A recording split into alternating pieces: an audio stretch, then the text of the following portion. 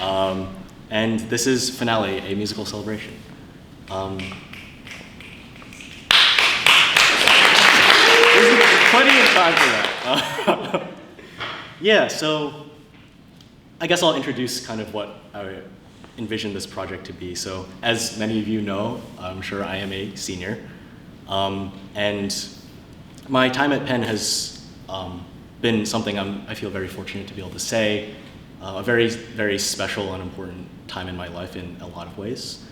I think in terms of like just personal growth and just like life experiences, it's been incredibly valuable for a number of reasons. And in terms of musical experience, it's been really, really special as well.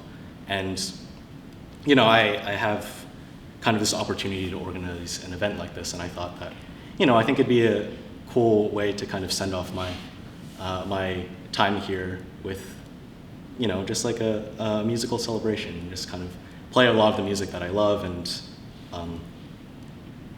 kind of all these pieces and genres and everything that have come to mean a lot to me, and everything like that.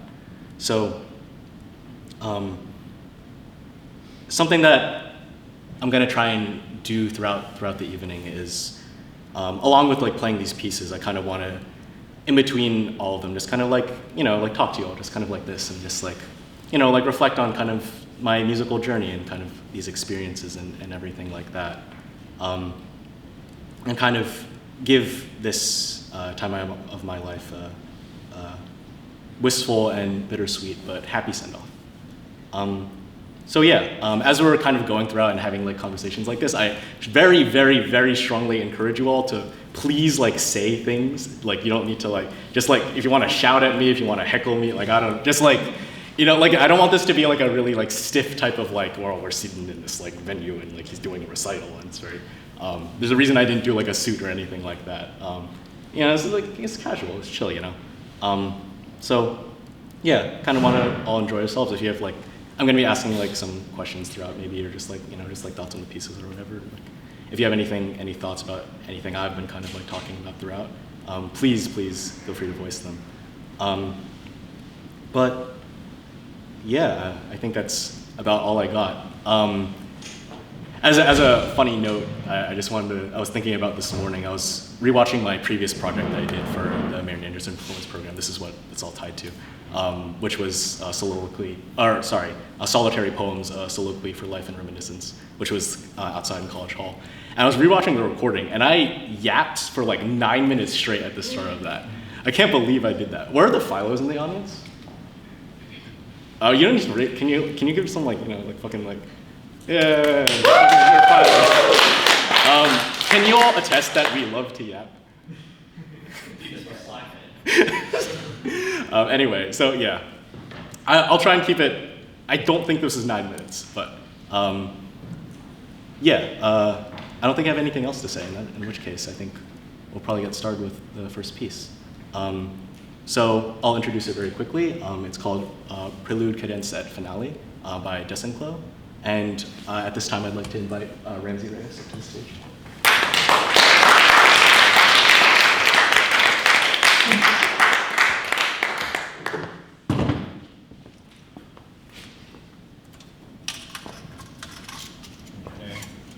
Yeah, it's like that.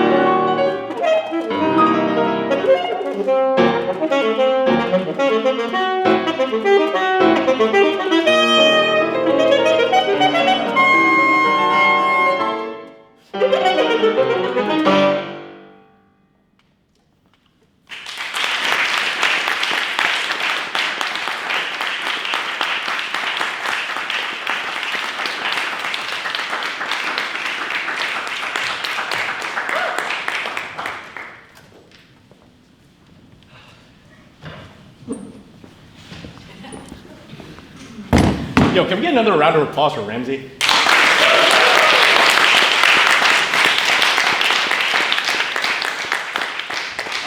So I'm going to provide a little bit more context around this piece. So we played this once before at the Marian Anderson performance program, like recital, where everybody does a piece, basically. I let him know about a week before that he had to play that, and he learned it. And he like did great. So, I mean, it's so impressive. Anyway, so.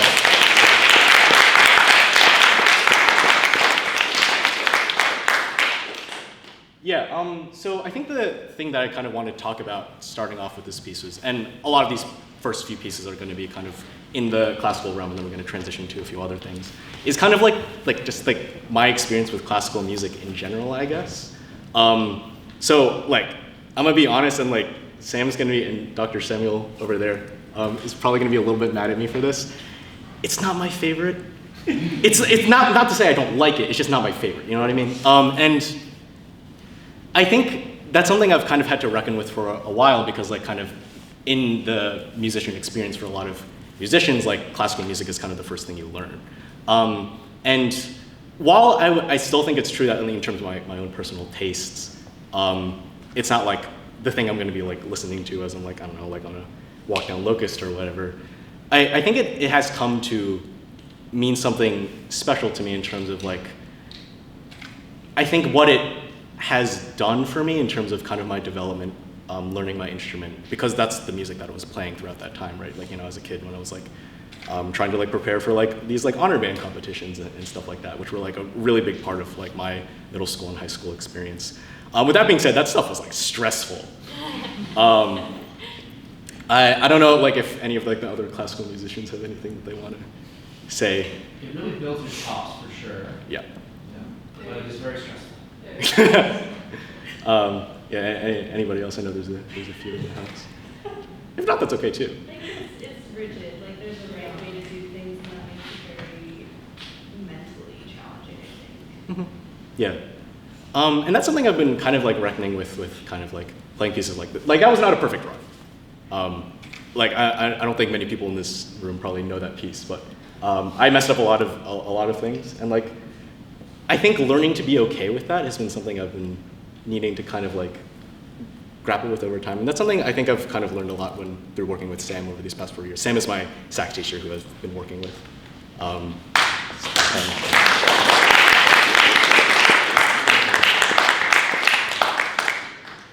So yeah, I think just kind of like, I used to be really stressed out at these types of things. Just like worrying about whether I was going to make mistakes or not like that. And like, that piece is like probably at the limits of my technical ability, I'll be honest. So like things are going to happen, you know? And I think learning to be okay with that and just like, and like I don't want to like be too like expansive, I suppose, but like, I don't know, that type of thing like I feel like I kind of apply to my own like just general life philosophy. Just like, I don't know, things will happen, things will go wrong, and that's okay. So that's something I think about a lot. But yeah, is there anything else I wanted to say? No, I think I'm okay. Yeah, I didn't like script this out too clearly ahead of time, but I don't know. I think it's nice to just be able to chat about some of these things, you know. So next I'm going to be transitioning over to another classical piece, and this is Caprice and Forme de Valse by Bonneau, and it is for unaccompanied alto saxophone. So I'll be setting my pages for that, and then we'll get started.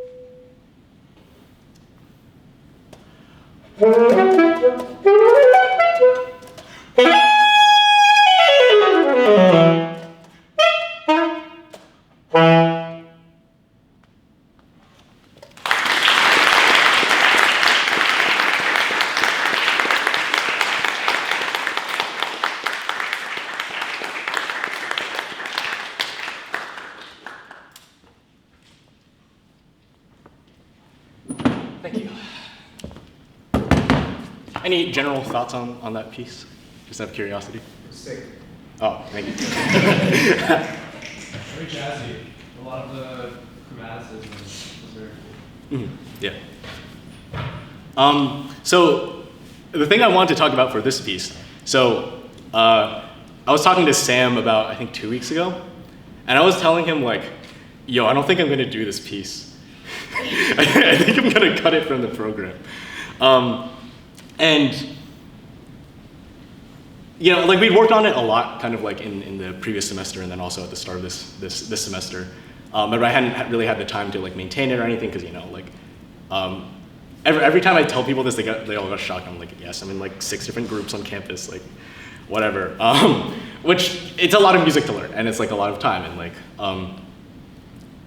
I think like it's kind of hard for like a large project like this to like maintain, you know, like all of that repertoire. And you know, I was really feeling like I shouldn't do it. And like, he was like, no, like just give it a diagnostic run, just like see what happens, and then just like feel it out. And I was like, okay. And I did, and like, you know, it wasn't, I think this is kind of similar to what I was saying at the end of the last piece too, but it was not perfect, but like, you know, that's, I kind of realized I was like, you know, it's like, fuck it, we ball. You know what I mean? I don't know, I was just like, I don't know, just like, it's a cool piece, you know? It's very expressive. I think there's like a lot of just cool sections, a lot of like well-structured kind of like units that I think like come together in a really cool way. And I wanted to play it. And you know, I just did. It wasn't a perfect run again. Plenty of things that could be improved, but I don't know. I feel glad I did it still, you know? So I feel good about that. I don't know. So yeah. I don't know, it's a hard, I feel like it must be so hard being like a full-time musician though. Dr. Samuel's still here, right? So I'm in a class with her in Wenshin, I believe is here too, about Marian Anderson, and we're kind of like just like covering a lot of her life, and like a lot of the information that we've read about in like kind of books and stuff has been like documenting like the amount of concerts she's done. And she's doing like dozens of concerts in like the span of like 2 months or something. And it's like how is she, like this has been an undertaking for me for like over a year, basically, like not over a year, like basically a year. And it's like taken like so much out of me. It's like, it must be like, it's so impressive to me, like that people are able to like do stuff like that. I don't know, like, do you have any, like Sam, Dr. Samuel, I see, Wind Ensemble Director, Paul Bryan is back there too. I don't know, any particular thoughts about that? If not, that's okay too. It's like any job. You get used to doing it, it becomes a pattern. And if it's someone like Marian Anderson, she's doing repertoire that she knows, that she's not having to think about so much. Performing it is more second nature than one would think when they go to a concert and hear her sing something like that. Especially when it's a piece that she's really internalized. That's right. One of my teachers told me early on, don't go into this field unless you can't imagine doing anything else. Yeah. Yeah. For me personally, I don't think I'd ever like consider like music professionally like this. And I think like a lot of it would be I feel like it'd be such a challenge to like put myself through so much work every day to like make sure that I can like do all of this at like a high enough quality level that I feel comfortable. But yeah, I don't know. Like I'm never gonna stop playing though. And just like, you know, for chances like this to be able to like play cool things and express myself. So yeah, there's just some thoughts I had about that. I think we'll get started with the next piece. So I'd like to invite Ramsey back to the stage.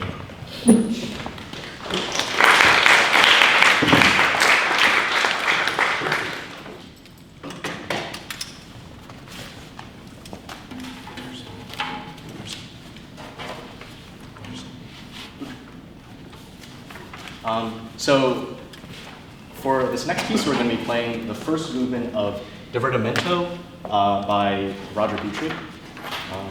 And yeah, we'll talk about it after.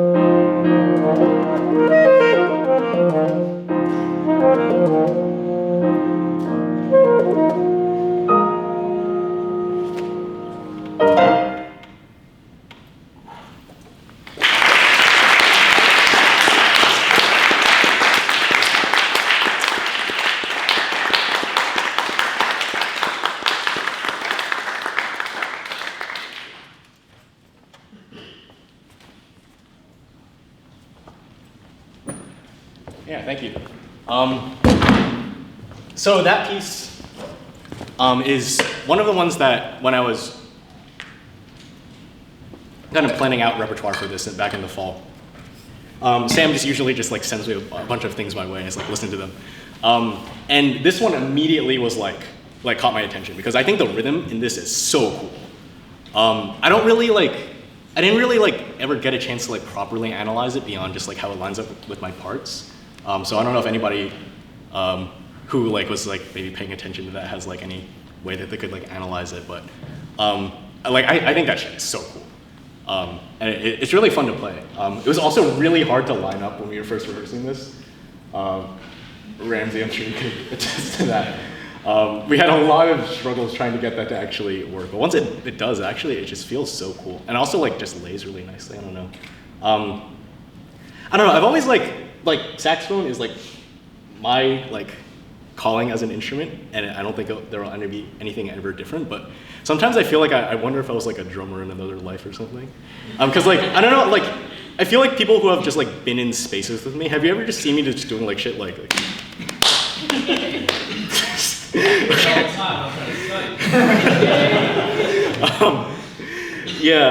I don't know, it's just like, I don't know, rhythms are just like cool. I really like, I don't know. There's always so many instruments I want to learn. I feel like drums is one of them at one point in my life. It's just like, I feel like it's so like cool to be creative with it. And it feels like it's such like a, I don't know. I feel like music theory in terms of like notes is like pretty heavily explored. But I feel like there's probably a lot of like uncovered ground in rhythm. Like every time I see like like really dedicated drummers that love exploring this stuff, I feel like always have like these crazy ideas that nobody is ready for. I don't know. Yeah, I don't think Colin is here right now, but yeah, he's not here. I remember my parents who are in the front can probably attest to this, but Eric, I think you said that I do that sometimes when you're trying to study in like in OSA or something, right? Yeah, I've needed to. I thought I curbed that habit like decently, but back in the day when, so me and my brother at home, we'd have our desks right next to each other, and I'd be listening to music while trying to study or something, and I'd always be doing just like hitting stuff while like listening, and you would get so annoyed with me. You were like, please stop, it's so annoying. Yeah, I don't know. That also applies to like humming too. I think it was Dr. Samuel, right? You said like, I'm just like humming to myself a lot. I don't even realize I'm doing it. Is this like a thing? Have anyone else observed this? Yes.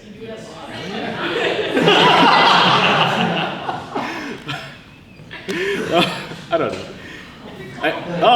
There we go. We were just talking about how like at home, when we used to study and our desks were next to each other and I'm listening to music and I was just like hitting shit, it was like really annoying. Yeah, I had to move this. Yeah. Anyway, I don't know. I like to like I describe it to like a lot of people as just like hallucinating music in my head. I don't know. Do y'all ever do that? Yeah. Just like yeah. I don't know. It's like fun. I don't know. It's like nice to have like stuff like running. Anyway, yeah. I don't know. I guess I just really like music a lot. I just like. But maybe I should try and be less disruptive to my surroundings because it's not too much of an issue. I think you should be more disruptive. More disruptive. It's all good. How would you propose I do that? I think you should hit everything all the time. Okay. Yeah. Like you're not hitting enough things right now. Okay. So I should just be like fucking like. Yeah, there you go. Let's get some Play Jacob polyrhythm polyrhythm. right now. What was that? Play polyrhythm. No, I can't.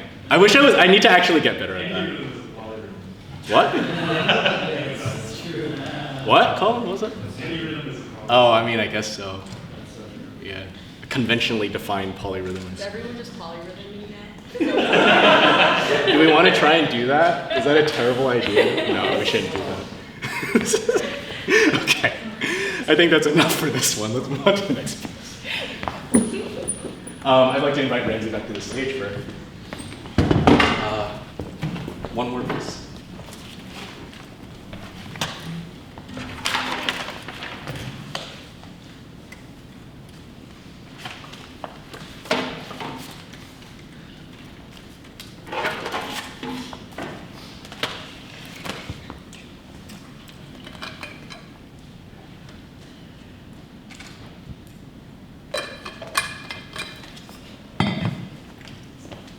So this is the Larsen Concerto, and we'll be playing the second movement.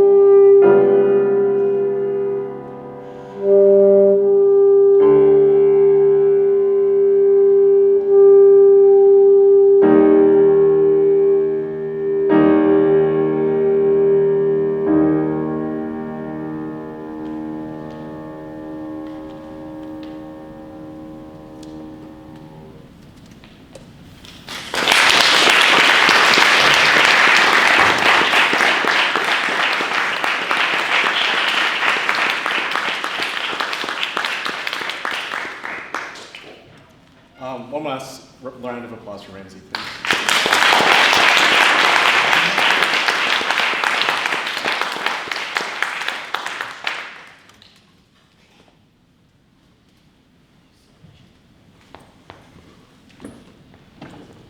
So any thoughts on that in particular? Thank you. Anything else?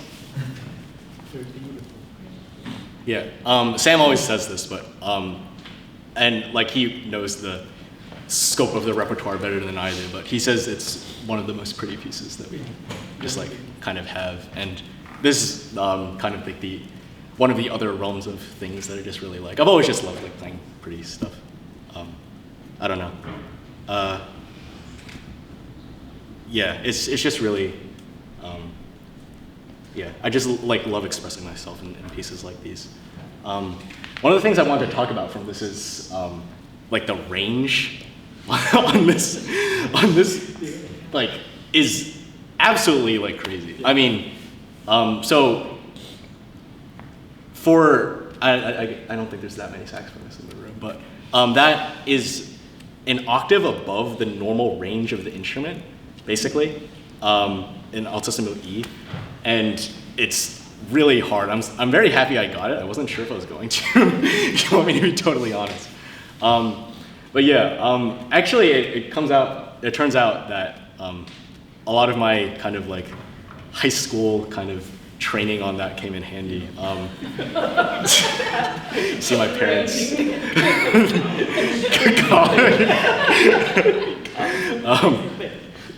So yeah, I kind of liked to learn those when I was like in high school because I don't know, it's just like fun to show off.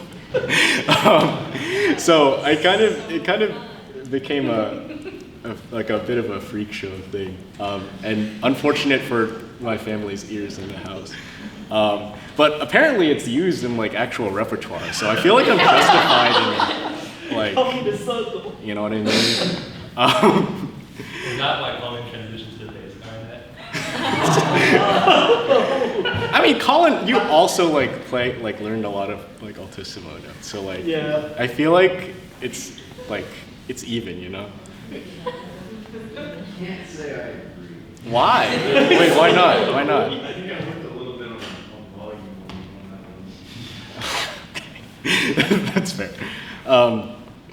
No, yeah, I don't know. I think it's funny how like kind of things like that just kind of come to work out for playing pieces like this. Like if I hadn't done that, like frankly, I would have never been able to like hit those notes. But I'm very glad I was able to because you know I got to play like all those really cool parts.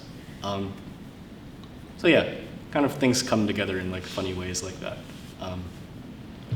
Yeah, I think I'm gonna move on to the next piece. So, it's a tap.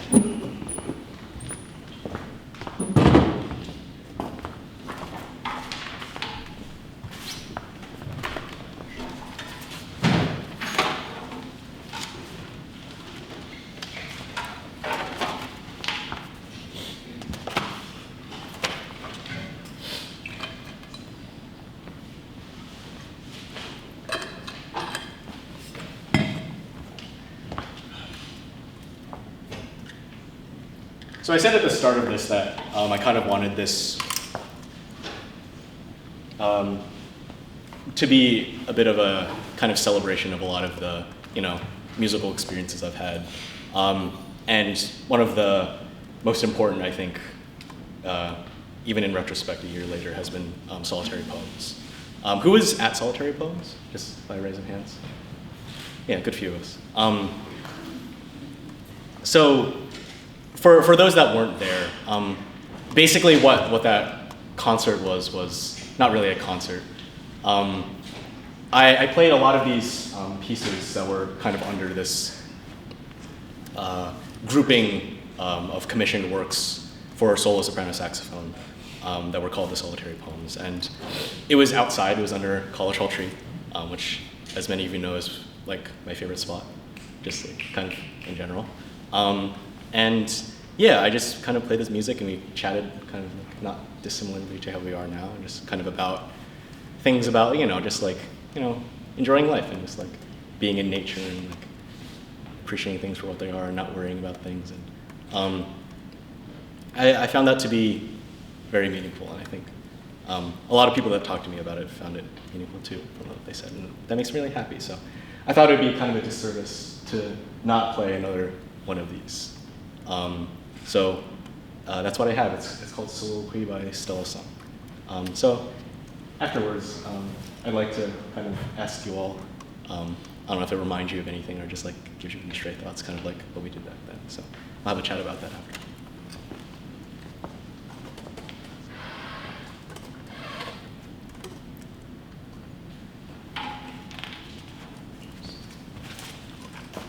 Forgot the second page. Yeah, that actually happened once. I keep bringing Colin into this, but there was a period when we were doing duets together with Sam's instruction, and we had a concert. Actually, he's not here. I think he's warming up, actually. But yeah, I just like totally forgot to grab some of the pages for our piece. And like we got to the end of it, and we were like, "Where's the other pages?" So it was like kind of okay because it was like there were extra pages for page turns to be convenient, because like it basically went all the way back to the start. So we're just like. So that was things like that just kind of like happened, you know. It's just funny anyway.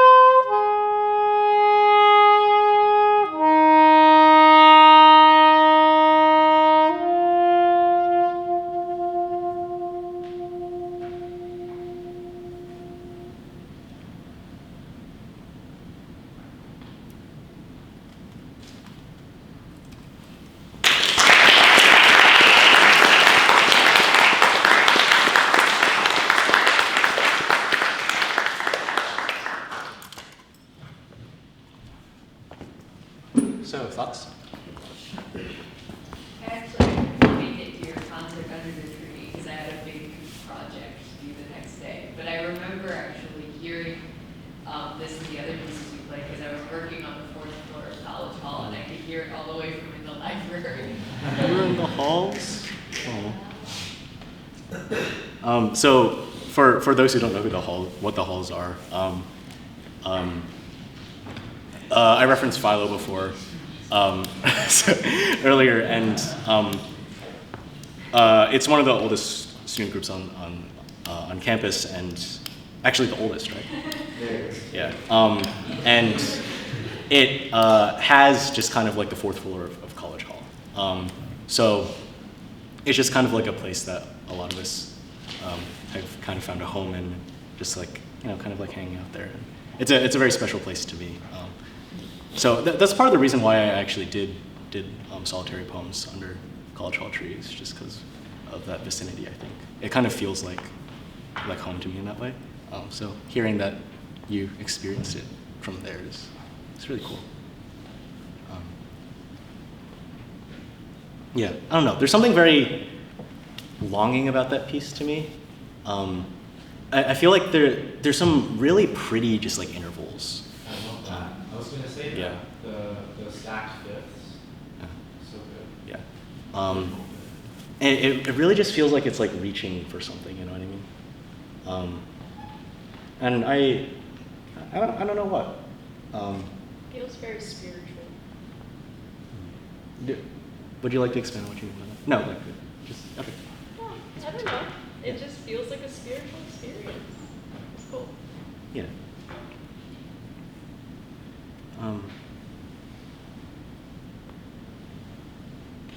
Yeah. I really do like a lot of these pieces, even though they're all are from the kind of the solitary poems series. Even though they're all from like different composers, I don't know. I feel like they kind of lend themselves to kind of just like putting words to them like this about like kind of representing some kind of experience. I don't know. Yeah, they speak to me very deeply. It makes me happy. Yeah. One of the other things I want to talk about for this, so Sam's gonna be mad at me. So remember how I was talking about how I didn't like prepare really the Bonneau, the second piece I played, that much? I haven't looked at that in like 3 months.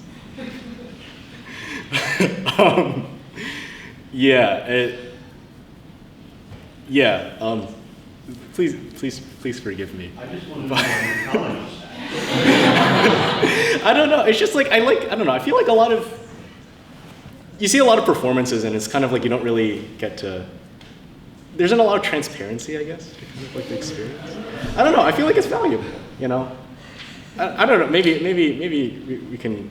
Y'all disagree on that. I don't I'm know. not running for office. Yeah. Just in 2028. No, that's okay. I'm all right. But yeah, I don't know. I don't know. I was just like, no, I'm just gonna pull this out and see what happens. And I think, I think that's okay sometimes. Yeah. So next, I believe, are William and Colin here, or? Okay. If we could find them, that'd be great, because they are on for this next song that we are playing. So we are going to hold for a second. Thank you for your patience.